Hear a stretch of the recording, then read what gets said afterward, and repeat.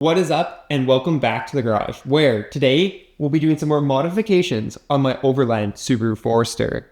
Today we're going to be doing something really cool that I've been wanting to do for a long time.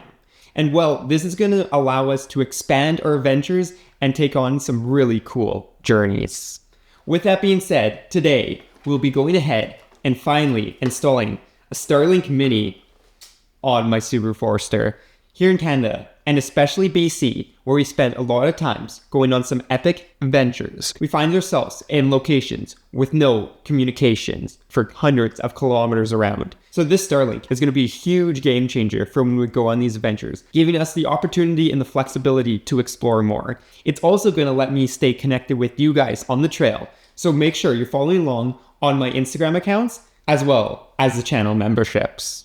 With that being said, there are quite a few ways to deploy the Starlink, including some ways as simple as just setting it down when you need it. But if you've been around the channel for any amount of time, you know we like to do things right the first time, and well, sometimes a little bit extra. So we're going to be doing a little bit of a creative deployment that's going to allow it to live, well, up on my roof and be deployable at all times, even when in motion. And to do that, you're going to need all this. And well, you're going to also need a hard-shell rooftop tent with T-tracks, like my Go Overland Expedition Mini. First and foremost, you're obviously going to need a Starlink Mini. You're next going to need what is essentially a little protective shield that'll protect it from stuff like hail, flying rocks, or anything like that. Because as soon as you get water in here, your Starlink isn't going to work so well. Outside of that, you're going to need the included pole adapter, and then the most important thing, This is essentially a Type-C RAM mount. I have a T-track on this side and a T-track on this side, and this is the standard length arm. This is going to make everything possible. And then finally, you're going to need some sort of power. Because the Starlink is powered off of DC, I would recommend going from DC to DC to reduce any wasted power. I am using a Type-C adapter here that will get us into the car. And then finally, I'm going to be using some paracord to make sure that if something fails, the Starlink won't go flying off when we're on our drives. So with that all being said, let's talk about how we're going to install this. But before we go ahead and toss this on the T-tracks, as I'm sure many of you have figured out, we got to do one slight modification to the pole mount that Starlink provides. And well, this is one modification that some people won't like. Essentially, you're going to be drilling a hole into the mount. So you want your T-nut on one side to essentially go through this mount, so you have a nice solid mount onto the Starlink. So what you do is, depends on the size of the ball you're using, but as I said, I'm using a size C, so we're going to need like a 1/4 inch drill bit to go ahead and drill. There's a nice little marking that they have, probably from molding, that you're going to go ahead and drill that. But it's really as easy as that, just putting a small hole in there so that you can go ahead and put your T-nut through. And once you have your hole all the way through, you can go ahead, take your T-nut, and you're going to put it all the way through. I like to put it like this so that it's using the most amount of plastic available to it. And then all you got to do is go ahead and screw your ball mount on. And then once you have the ball tightened up, what I'm going to do is I'm going to tighten up this pole adapter onto the ball mount so that the ball mount can never really twist off. And well, we have a nice solid mount for our Starlink. And well, the next step would be figuring out your mounting on your tent, or this could also work on a roof rack that has T-tracks. As I said, we're just using, again, another T-track.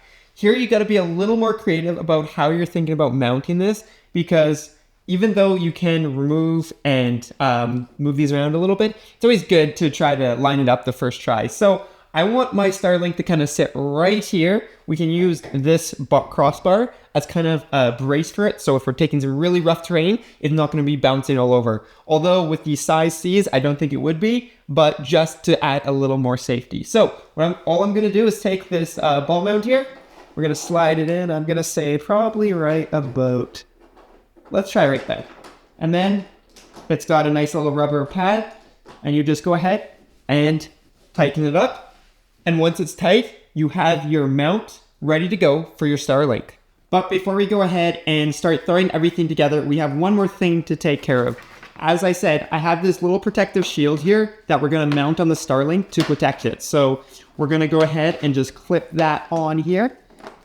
And there you go. You have another kind of layer of protection so that if a rock hits this or if it hails, like when we're in Alberta, your Starlink is protected from any and all of that. We also should probably take time now to go ahead and plug in our power, because once we have this up here, it's going to be a little more of a pain to do that. And now that we got our power and our protection set up for our Starlink, it's time to go ahead and put everything together. You're going to want to thread your power cable through the mount. It's going to be a lot easier if you do it from one end instead of trying to plug it in. Well, it's kind of attached already. So once we go ahead, we can go ahead. And with it all connected, you're pretty much ready to go. You got your power cable coming out, you got your little bit of a shield, and you've got your mount. So we can go ahead and attach it, well, with our last piece of the puzzle here. One thing is, keep in mind, again, how you're going to mount it up. It's going to require a little bit of playing around, but also one of these arms is kind of spring loaded.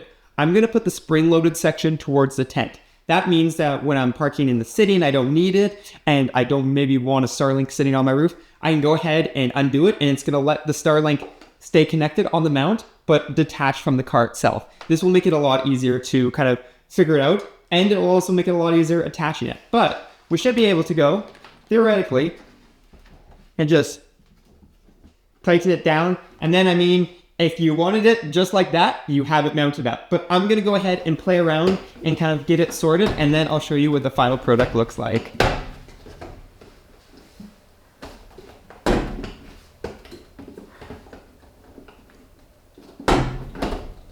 And well, there we go. We have the Starlink mounted and wired up. As you saw, I just ran the USB cable into the car. It's sitting at a spot where if I want to put a battery pack, I can put a battery pack, or I can do a little more complex things with some of my plans for power delivery, but it's there and ready to go in the car and ready to use when we want it.